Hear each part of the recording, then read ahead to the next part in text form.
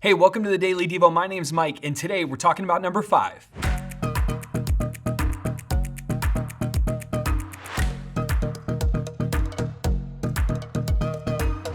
You can pick your friends, but you can't pick your family. Have you heard that before? Your parents are one of the unique relationships in life that you have no control over who you got. Much of our lives, they're filled with choices. Moms and dads, though, it's different. You just get your mom and you get your dad. The day you were born, you didn't have any say in what would happen next. It was a God thing with a little help from your mom and your dad. See, God carefully arranged it all. Your mom, your dad, your siblings, the whole deal, it's arranged by God.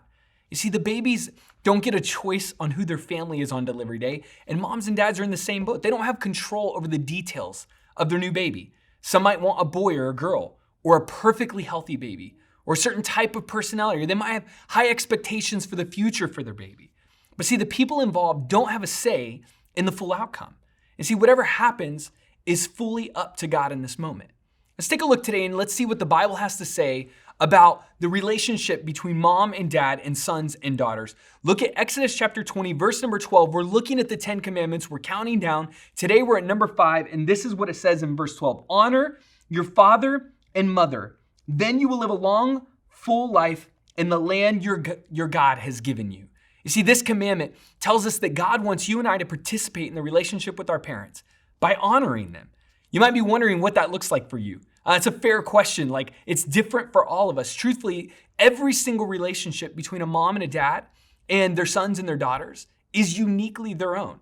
It'll look different for all of us.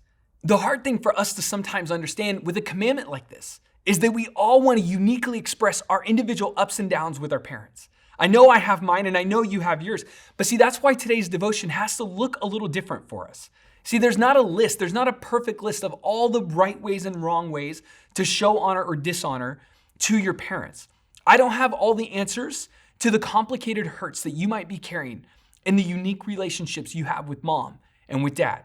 I don't know how to measure the honor you could be already freely giving or the honor you're not giving. I don't know how to validate if you've done enough honoring to your parents. You see, it's possible that you're somewhere between hurt and healthy with the relationship you have in your family. Wherever you land on this spectrum, listen, I do want to offer you this today. I want to offer you the space to think about showing honor. You see, this is a great opportunity for you and I to reflect on our relationships and to consider how can we bring honor into our moms and our dads' lives? And what does that look like in the relationship that we've been called into? You see, without a doubt, parents are woven into God's plan for your life and for mine. Follow the commandment from Exodus today by honoring your mother and your father. You see, go respond today with a simple act of honor that would bring joy into their day, that would remind them that God has something special in their life. Show obedience to God in today's commandment by honoring your mom and your dad.